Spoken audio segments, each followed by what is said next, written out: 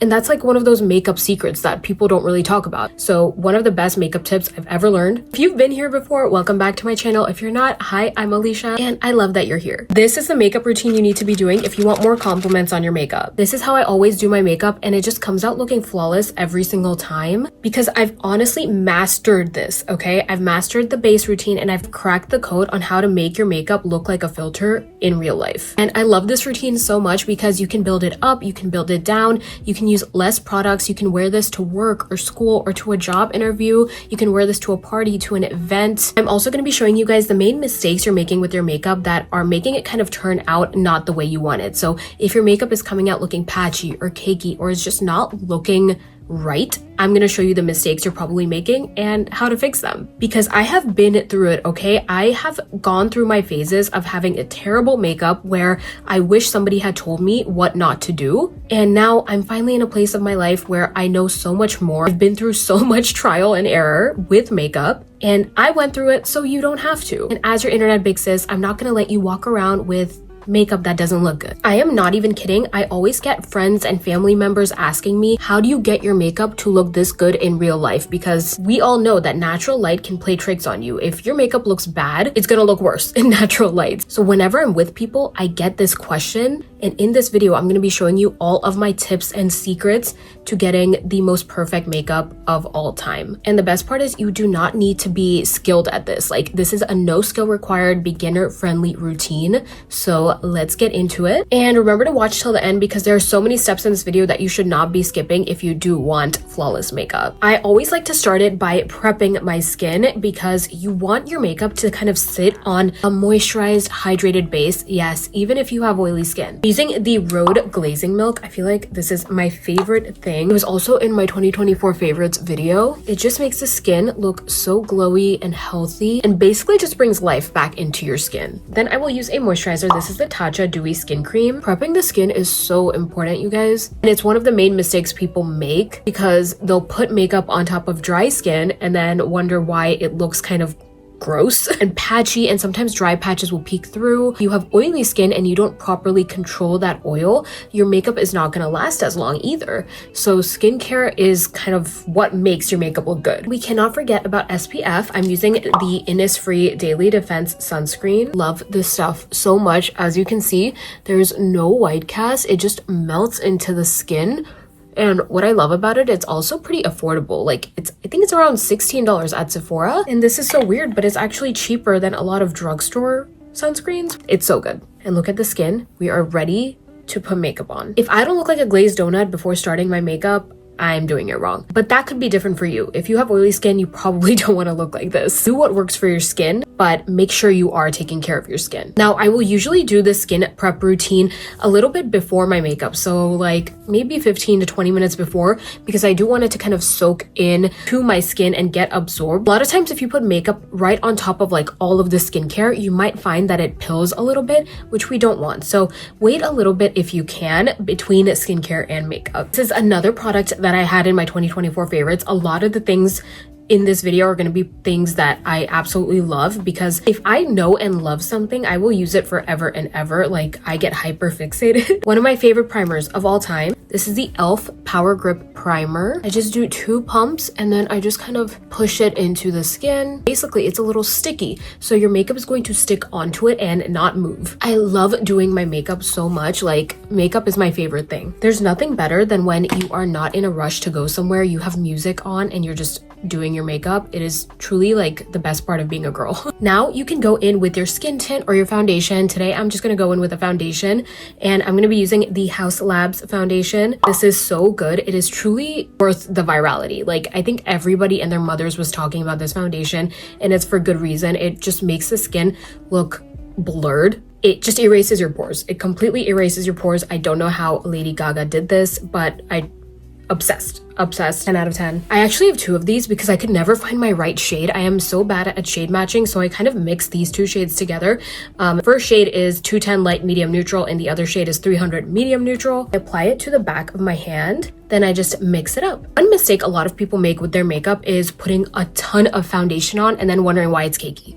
Really? So what you want to do is kind of mix it up on the back of your hand And I like to apply it in layers like this. So when you do it like this, you get the layer you need, and then you can see if you need more, and then you can add more as needed. But if you apply a ton all at once, like, of course it's gonna look terrible, especially in natural light. Like, there's a reason I'm doing this tutorial in natural light, because I want you guys to see that natural light truly exposes how your makeup is gonna look. One more thing that's going to completely transform how your makeup looks is by using brushes. If you're using a makeup sponge, that's okay. And I really do like sponges. I've used them basically my whole life, but I do think that they kind of eat up a lot of product. That's what sponges do. They soak everything up. But when you use a brush, it's going to apply everything so smoothly and so evenly, and because it's not eating that product up, so you get kind of a more filtered, airbrush flawless base. And that's like one of those makeup secrets that people don't really talk about, that you need to be using brushes for that kind of snatched vibe. Can't forget about the forehead. And immediately I want you guys to see the skin. The complexion and everything looks so even, and I cannot see any skin texture. I don't see any pores. This foundation is absolute magic. Something that you need to be doing if you have dark circles underneath the eyes or any kind of darkness that you kind of want to hide with makeup, you have to be color correcting before you do concealer. And a lot of people don't do this because they don't really know about it. So that's why I'm here as your internet big sis to tell you the best beauty hacks, right? This is the Huda Beauty color corrector in the shade, please focus. This is the Huda Beauty color corrector in the shade Cherry Blossom. It's a peachy pink color corrector. So if you have a similar skin tone as me, you might like this. What this is going to do is cancel out the darkness underneath the eyes. This is so good. It literally just creates like those beautiful, bright, peachy pink under eye, and your eyes are also going to look so much more awake. Like, that instantly made a difference. And I like doing that before concealer because then you don't have to use as much concealer. Using too much concealer under the eyes can also make everything look really heavy and cakey, and we don't want that. For my concealer, I'm going to be using this one from Tower 28. This is like my favorite concealer of 2024.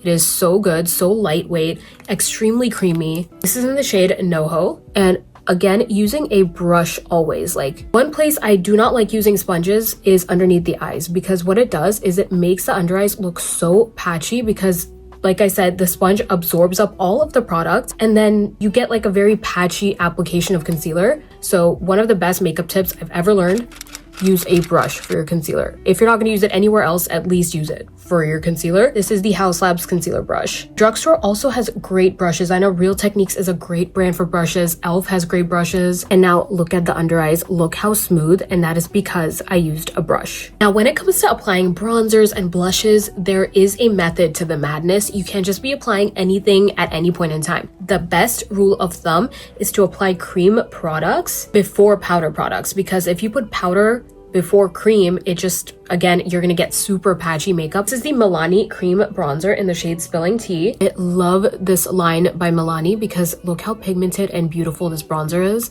and I barely have to do anything to blend it out. I like to apply it right here, kind of at the tops of the cheekbones going towards the temples, and then also the jawline area. This is gonna give warmth to the face, and you're gonna look sun-kissed even though it is January. Another trick I love is to just use a little bit of this bronzer and put it on your lids, because that's just the easiest way to get some dimension on the eyes, and it's gonna look like you tried way harder than you did. Might not look perfect yet, but I'm gonna show you guys towards the end of the video how to sharpen everything up and just make it look like I'm Bella Hadid. For my cream blush, I'm gonna use my favorite, most used blush of 2024. This is the Rhode blush in the shade Freckle. I love, love, love this blush. It's just perfect. It has the most beautiful, like, rosy nude pink glow that's perfect for every day. You could wear this to school or work, and it's not gonna look like too much. I used to hate wearing blush back in the day. Like, I feel like blush was just one of those things that nobody really cared about,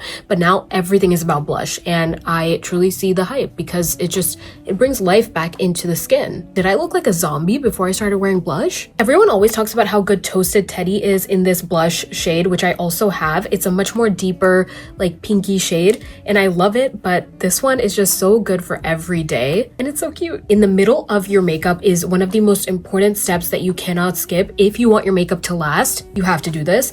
I love using setting spray in between my makeup. Spray it on top. What this is gonna do is kind of help make all of this last, and then we are gonna go in with powder products right on top. This is one of my favorite setting sprays of all time. It's the Charlotte Tilbury Airbrush Flawless Setting Spray. This makes my makeup last literally forever on the skin. Like, there could be an apocalypse outside, I could use this and my makeup would still be on 2 days later. Like, I don't know, make it make sense. It also just gives your makeup the most beautiful finish. So if you are looking for a good setting spray, now I'm going to set everywhere that I want to decrease shine. This is one of my favorite setting powders ever. Also, I know I need to get my nails done. That's happening later this week. It is what it is. This is the Huda Beauty setting powder in the shade Peach Pie. I love this setting powder because, again, it's like a peachy pink undertone. And what it's gonna do is it's going to help kind of brighten up the areas that you apply it. They also have another setting powder in Cherry Blossom, which is a lot pinker. And I love that one as well, but I tend to reach for this one more because it's just a bit more neutral. You can apply this anywhere you want to decrease shine. So I always make sure to go for the forehead because I do not like a shiny forehead. To kind of sharpen up blush and contour, I like to use some setting powder and kind of carve everything out. This is such an underrated like secret. Also making sure to set around the mouth because with eating and drinking and talking, the makeup kind of tends to slip off. If you set, there's less chance of that happening. And yeah, look how smooth and mattified everything looks now.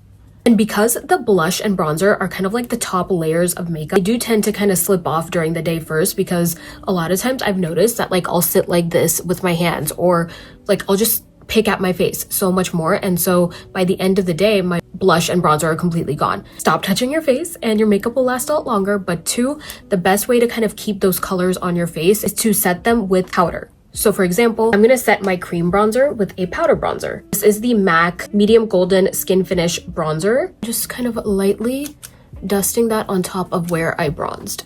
And you already know what's next. I'm gonna be using a powder blush to set my cream blush. This is the NARS blush in the shade Amour. We're just going to lightly set. This color also goes so perfectly with the Rhode blush, so I love using both of them together. My favorite mascara right now is this one. It's the Rare Beauty mascara, and it's funny because I feel like Rare Beauty is like known for their blushes, but honestly, everything of theirs is so good. I love their skin tint, and their mascara is just 10 out of 10. Like, if your lashes are non-existent, this will give you lashes. I'm just gonna use this Huda Beauty Icy Nude palette and create like a little baby wing with a brown liner. I'm gonna use this shade She Rich. Oh, that's darker than I thought. Okay, actually, I like that. You can totally skip this step. Like, you do not have to add eyeliner. I do not wear eyeliner on a daily basis, but just wanted to add to give some dimension to the look. This just kind of makes the eyes pop. Favorite part after blush is doing lips. I just feel like everything comes together, and I finally found these. Everyone has been talking about these lifter liners from Maybelline. They're supposed to be the best lip liners at the drugstore, and I've been using them for the past 2 days, and I agree. Basically, they're so incredibly creamy. Like, this truly reminds me of a higher end lip liner. Super pigmented. I'm gonna show you guys actually first on the back of my hand. Like, that is insane pigment for a drugstore lip liner. I just like to fill in the rest of my lips. A lot of people don't do this, but I feel like it makes my lipstick last a lot longer. This is in the shade Out of Line, and I feel like doing like a little pinky lip vibe to match the blush. So I'm gonna go on top with the Huda Beauty liquid lipstick in the shade Venus, right on top.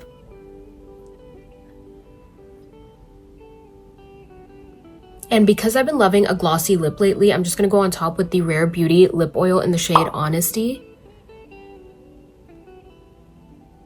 And you do not have to use 3 different products for your lips. You can just use one. On a daily basis, I will probably just use lip oil or a lip balm, but I just felt like doing a fun lip combo today. Okay, now we have to set one more time to lock everything in. And that is it. Like, I never use filters, and look how smooth everything blends into the skin seamlessly. Nothing looks patchy, nothing looks cakey. You can have skin texture and still do this makeup look and have it not look cakey. The under eyes look smooth, and if you use the tips I gave you in this video, your makeup is going to come out looking absolutely perfect and flawless every single time. And the best part about this is that it's actually gonna last all day because we did setting spray twice, we did primer, we made sure to use setting powder in the right places. So there's no way this makeup doesn't last even if you're going into battle. I hope you guys love this video. Thank you so much for watching. I truly hope that the tips in this video were helpful for you. And of course, I'm always gonna link everything I use down below in the description. And if you love videos like this, remember to hit that subscribe button so you don't miss out on more beauty tips and hygiene tips and wellness tips and all of that fun girly stuff, because I'm gonna be here every week with videos just like this. And remember to hit that like button if this video helped you in any way. Love you guys. I'll see you in the next one.